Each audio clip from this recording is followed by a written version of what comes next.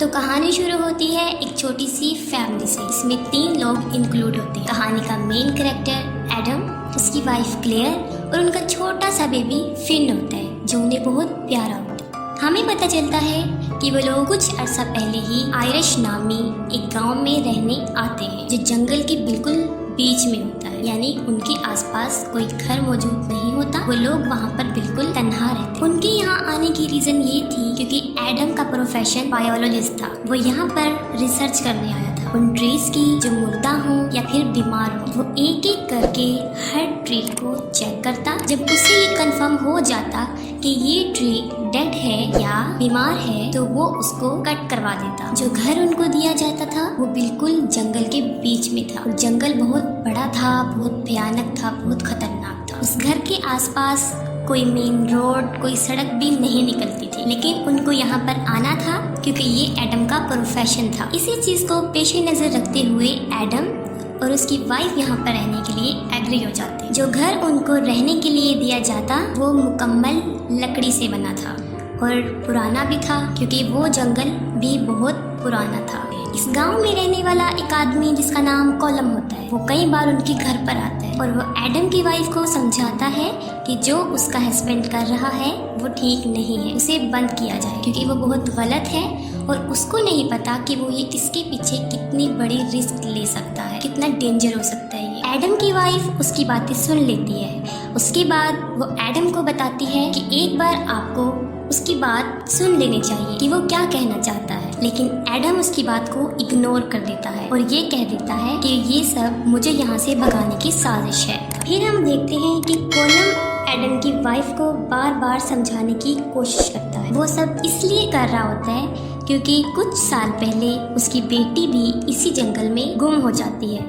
जो दोबारा वापस कभी भी नहीं आती। उसकी बेटी की ना कोई डेड बॉडी मिली और ना वो उनको जिंदा मिली। उसकी वजह क्या थी ये कोई नहीं जानता था सिवाय वहाँ के रहने वालों के, क्योंकि गांव के लोगों को पता था कि इसके पीछे बहुत सी कहानियां हैं जिसपे वो मुकम्मल ट्रस्ट करते थे। गांव वालों की सोच के मुताबिक उस जंगल में उनके अलावा एक और दुनिया भी रहती थी, एक खतरनाक दुनिया जिन्हें मॉन्स्टर की दुनिया कहा जाता है, जो बहुत खतरनाक होते हैं और जानलेवा होते हैं। और स्ट्रेंज यहाँ पर ये है कि वो किसी ने भी नहीं देखे, बस महसूस किया जाता है उनको। लेकिन वो मॉन्स्टर्स तब तक किसी इंसान को कुछ नहीं कहते जब तक कि इंसान उन्हें कोई नुकसान ना पहुंचे। अपनी स्टडी के दौरान एडम को यहाँ पर काफी अजीब चीजें महसूस और उसने देखी। वो जंगल में अपने रिसर्च के लिए जाता है तो वो देखता है कि दरख्त में से ब्लैक तरह का लिक्विड निकल रहा है। उसके बाद वो ब्लैक लिक्विड पर रिसर्च करता है। वो देखता है कि इस तरह का स्ट्रक्चर उसने आज से पहले कभी भी नहीं देखा, लेकिन फिर भी वो उसको उन मॉन्स्टर से कंपेयर नहीं करता और अपनी स्टडी को, अपने रिसर्च को आगे बढ़ाता है। वो समझता है कि ये एक न्यू इन्वेंशन है, लेकिन हम क्या देखते हैं कि उसी रात से उनके साथ वाकयात होना शुरू हो जाते हैं, उनके साथ कुछ भयानक होना शुरू हो जाता है।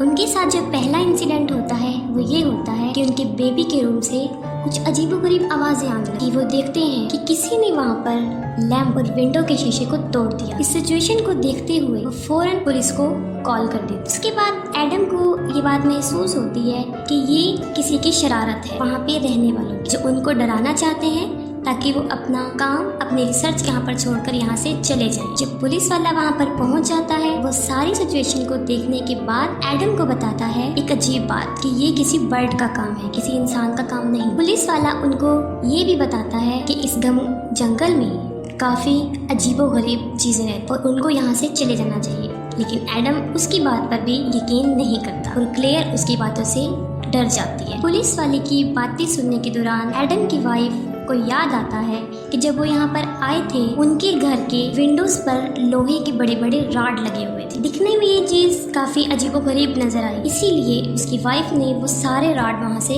हटा दी। उसकी वाइफ को उस जगह से खौफ आने लगता है और वो भी उन लोगों की बातों पे यकीन करना शुरू हो जाता है, लेकिन एडम उसको समझाता है कि ऐसा कुछ नहीं होता, ये सब उन लोगों की चाल है। फिर हम देखते हैं अगले दिन एडम अपने बेटे को लेकर मार्केट कुछ परचेजिंग करने जाता है और वो देखता है उन लोगों का रवैया तो काफी हैरान हो जाता है कि कोई भी उनको पसंद नहीं करता। गांव के लोगों का बिहेवियर देखकर वो काफी डिसहार्ट होता है और उनके आने जाने का जो रास्ता होता है वो बाकी लोगों से अलग रखा गया था। था। खरीदारी करने के बाद शाम को वो वापस अपने घर पर लौटकर आती। जंगल में उनकी गाड़ी खराब हो और उसे अपने से ज्यादा अपने बेटे की फिक्र होती है जो कार में उसके साथ होता है, और उनकी गाड़ी ठीक नहीं होती और उनको वहीं पर शाम हो जाती है और शाम तक वो आवाजें और तेज होना शुरू हो जाती है। इसके बाद वो अपने प्रोटेक्शन के लिए डिग्गी खोलता है और उसमें से कुछ निकालता है। वो डिग्गी से सामान निकाल ही रहा होता है कि अचानक उस पे कोई चीज हमला कर देती है और वो डिग्गी के अंदर गिर जाता है और अंदर जाकर बेहोश हो जाता है और काफी देर तक वो वहीं पड़ा रहता है। और जब उसको होश आती है तो वो देखता है मैं तो डिग्गी में बंद हूँ और मेरा बेटा भी रो रहा है गाड़ी। अभी ये सोच ही रहा होता है कि उसको कुछ आहट महसूस होती है कि कोई गाड़ी के ऊपर चढ़ रहा है, कोई दरवाजा खोलने की कोशिश कर रहा है। वो अपने बच्चे की जान बचाने के लिए डिग्गी से निकलने की काफी कोशिश करता है, स्ट्रगल करता है, लेकिन ऐसा नहीं कर पाता। उसके बाद वो पिछली सीट को फाड़ देता है और उसमें से सुराख करके अपने बेटे को वहाँ से निकाल देता है और अपने बेटे की जान बचा लेता है। उसके बाद वो अपने बेटे को लेकर वापस घर आ जाता है और काफी डिसअपॉइंट होता है कि अब उसको भी ये कहानियाँ सच लगने लगी कि उसके साथ लाइव इंसिडेंट हो चुका था। वो काफी अजीब होता है, अपने गन लेता है और फौरन पुलिस को फोन करता है। ये सब माजरा देखकर क्लेयर बुरी तरह डर जाती है। उसकी थोड़ी ही देर बाद हम देखते हैं कि घर में लाइट ऑफ हो जाती है और वो लोग पूरी तरह डर जाते हैं क्योंकि वहाँ पर उन्हें किसी के मौजूद होने का एहसास। उसके बाद एडम भी उस जगह को छोड़ने का फैसला कर लेता है। वो अपनी बीवी को कहता है कि वो कुछ जरूरी सामान अपने साथ ले ले क्योंकि आज रात उनको वो जगह छोड़नी है क्योंकि वो यहाँ से जा रहे हैं। एडम सोचता है कि हमारी हेल्प करने वाला यहाँ कोई नहीं है, तो मैं अपने बेबी और अपनी वाइफ को लेकर खुद ही गाड़ी ड्राइव करूंगा और उन्हें यहाँ से ले। अभी वो अपने घर से निकल ही रहे होते हैं कि वो देखते हैं उनके आसपास मॉन्स्टर्स हैं। उन्हें ऐसा फील होता है लेकिन वो उनको नजर नहीं आते क्योंकि वो अंधेरे में हैं। इस दौरान उनका डॉग गुम हो जाता है जिससे वो मजीद खौफजदा हो जाते हैं। किसी तरह बड़ी मुश्किल से वो अपनी गाड़ी की तरफ जाते हैं और एडम उसको स्टार्ट करने की कोशिश करता है। उनके इर्द गिर्द बहुत से मॉन्स्टर्स थे और अब वो उनको नजर आने भी लगे थे और वो उन लोगों को मजीद डरा रहे थे जिससे क्लेयर बहुत ज्यादा डर जाती है और उसके हाथ से गाड़ी बेकाबू हो जाती है और गाड़ी उनकी उलट जाती है। उसके बाद वो लोग बहुत मुश्किल में फंस जाते हैं। उनके पास कोई रास्ता नहीं होता, इसीलिए वो दोबारा लौटकर अपने घर वापस आ जाते हैं और किसी जगह पर जाकर छुप जाते हैं ताकि वो वहाँ पर जिंदा रह सके। उन लोगों को ये रियलाइज हो जाता है कि यहाँ से निकलना आसान नहीं, काफी मुश्किलात है। वो दोनों उन मॉन्स्टर्स को डिस्कस कर रहे होते हैं, काफी हद तक उन मॉन्स्टर्स की बातों के बारे में जान लेते हैं। उन मॉन्स्टर्स की हकीकत उन्हें पता चलना शुरू हो जाता है। क्लियर उसे बताती है कि ये लोग रोशनी और अंधेरे से बहुत ज़्यादा डरते हैं और उन्हें बर्दाश्त नहीं कर पाते। वो उसे बताती है कि जब हम यहाँ पर आए थे स्टार्टिंग में तो वो देखती है कि लोहे के राड वहाँ नजर थे। वो सोचती है कि ये वैसे ही किसी ने फजूल लगाए हैं, इसीलिए वो ये सोचकर उनको वहाँ से उतार कर फेंक देती है। लेकिन अब हमें पता चलता है कि वो क्यों लगाए गए थे, क्योंकि जो वहाँ पर रहता था उनसे पहले वो इस मसले से दो चार था, उसे काफ़ी मुश्किलात आई थी। उसने अपनी सेफ्टी के लिए वो लोहे के राड वहाँ पर लगाए थे। वो मॉन्स्टर्स तादाद में इतने ज़्यादा थे कि कुछ अंदाज़ा नहीं लगाया जा सकता। एडम और उसकी वाइफ जब ये सब बातें कर रहे होते हैं तो उन्हें अपने आसपास कुछ आहट महसूस होती है कि जैसे वहाँ पर मॉन्स्टर्स है। एडम उठता है और दरवाजे से बाहर झांकता है और देखता है कि वहाँ पर क्या चीज़ है। वो अभी देख रहा होता है कि अचानक से एक लंबी सी सुई उसकी आंख में चली जाती है। उसके बाद एडम बुरी तरह पीछे गिर जाता है क्योंकि उसकी आंख काफी जख्मी हो जाती है और उसमें से खून आने लग जाता है। और वो सुई किसने डाली थी? वो उन मॉन्स्टर्स का ही काम था। वो कहते हैं कि हमें सुबह तक जिंदा रहना है क्योंकि सुबह की रोशनी में वो कभी इन पर हमला नहीं कर सकेंगी और वो यहाँ से चले जाएंगे। लेकिन उनके ऊपर ये रात बहुत भारी थी और उनके लिए गुजारना काफी मुश्किल था। वहाँ पर लाइट मौजूद नहीं थी और ये देखते हुए एडम बेसमेंट में जाता है और रोशनी के लिए जनरेटर को स्टार्ट करना शुरू कर देता है। वो जनरेटर स्टार्ट कर रहा होता है कि उसको अपने अंदर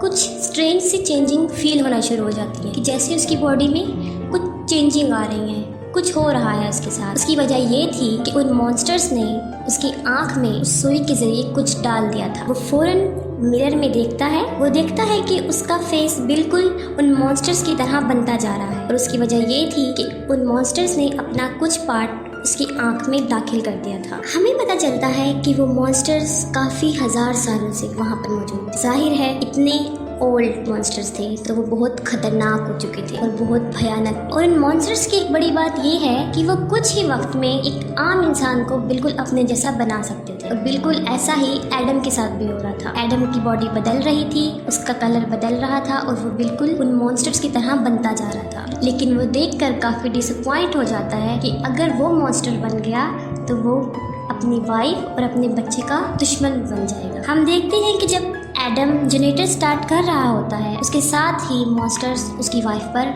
हमला कर देते हैं और उसके साथ भी वही करने की कोशिश करते हैं जो उन्होंने एडम के साथ किया था, यानी अपना कुछ हिस्सा वो उसकी वाइफ की आंख में भी दाखिल करने की कोशिश करते हैं। एडम जनरेटर स्टार्ट कर लेता है और लाइट आ जाती और वो चीजें फौरन वहाँ से गायब हो जाती। उसकी वजह ये होती है कि वो रोशनी में नहीं आती। एडम बिल्कुल चेंज हो रहा था, जैसे कि उसकी आंख, क्योंकि उन्होंने आंख में अपना हिस्सा शामिल किया था, उसकी आंख बिल्कुल बदल गई थी, उसका रंग बिल्कुल बदल गया था, लेकिन वो अंदर से एक इंसान ही था अभी तक। इसके बाद वो अपनी वाइफ के पास जाता है और वो उसको कहता है कि ये मॉन्स्टर्स हमें सिर्फ हमारे बेबी की वजह से तंग कर रहे हैं। उन मॉन्स्टर्स का यहाँ आने का मकसद फिंच को यहाँ से ले जाना है। हम ऐसा करते हैं कि उसको प्रोटेक्ट कर लेते हैं, उसको हम अलमारी में छुपा देते हैं और इस तरह वो बच्चे को अलमारी में रख देते हैं। कुछ देर के लिए वहाँ पर अमन हो जाता है, लेकिन थोड़ी ही देर बाद वो नोट करते हैं कि अलमारी में से उनके बच्चे की आवाज़ नहीं आ रही और वो काफ़ी एजिटेटेड हो जाती है, फरी हो जाती है और एडम के लाख मना करने के बाद भी वो उस अलमारी के दरवाजे को खोल देती है जहाँ पर उनका बच्चा लेटा होता है। वो जैसे ही अलमारी खोलती है वो एक अजीब चीज देखती है, एक बहुत भयानक मॉन्स्टर्स, एक काले रंग का मॉन्स्टर्स वो दीवारों में से उनके बच्चे को ले जा रहा था। वो दोनों अपने बच्चे को बचाने की काफी कोशिश करते हैं, उसके पीछे भागते हैं, लेकिन नाकाम रहते हैं क्योंकि वो मॉन्स्टर्स उनके बच्चे को वहाँ से लेकर भाग जाता है। वो मॉन्स्टर्स उनके बच्चे को जंगल में लेकर जाता है। एडम की हालत कुछ ठीक नहीं होती, इसीलिए उसकी वाइफ अपने बच्चे को ढूंढने के लिए उस मॉन्स्टर्स के पीछे जाती है। कुछ दूर चलने के बाद वो देखती है कि उसके बच्चे को एक तालाब में फेंक दिया है। ये देखकर वो फौरन अपने बच्चे को बचाने के लिए उस तालाब में कूद जाती है और वहाँ से अपने घर आ जाती है अपने बच्चे के साथ। वो अपने बच्चे को लाकर एडम के हाथ में देती है।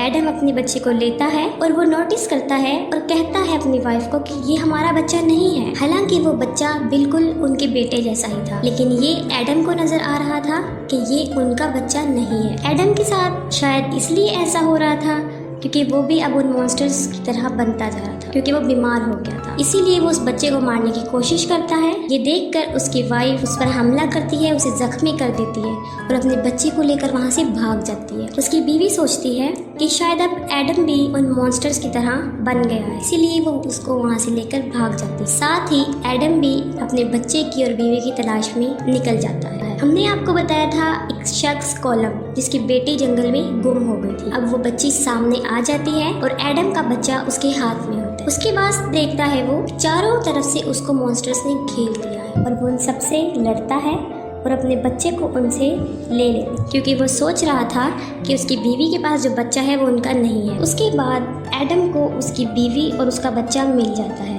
वो उसको यकीन दिलाता है कि तुम एक दफ़ा मेरे ऊपर भरोसा करो और देखो ये बच्चा हमारा नहीं है। उसकी बीवी के लिए ये सोचना काफ़ी मुश्किल था, क्योंकि वो बिल्कुल बच्चा उनके अपने बच्चे जैसा था, हूबहू, वही कपड़े, वही चेहरा। लेकिन वो एक आखिरी बार एडम पे भरोसा करती है और उसके सामने आ जाती है। उसके बाद वो बच्चा जो एडम के पास होता है वो उस बच्चे को लेती है और वहाँ से फ़ौरन भाग जाती है। एडम वहाँ पर खड़ा रहता है और फौरन वहाँ पर सब मॉन्स्टर्स आ जाते हैं, उस पर हमला कर देते हैं और उसको जान से मार देते हैं। उसके बाद दोबारा रात हो जाती है। एडम बिल्कुल सही कह रहा था कि वो बच्चा उनका नहीं है, क्योंकि मॉन्स्टर्स धूप में जल जाते हैं, इसलिए वो बच्चा उस धूप में जल गया था। एडम का अंदाज़ा बिल्कुल ठीक था कि अगर वो अपने बच्चे को वहाँ छोड़ देती, उस बच्चे को ले जाती, तो वो अपने हकीकी बच्चे को वहाँ पर खो देती। ऐसा उन्होंने इसलिए किया था क्योंकि उन मॉन्स्टर्स का टारगेट होता है कि बच्चे को उठाकर ले जाते हैं और उन्हें अपनी दुनिया में ले जाते हैं, लेकिन इस बार वो नाकाम।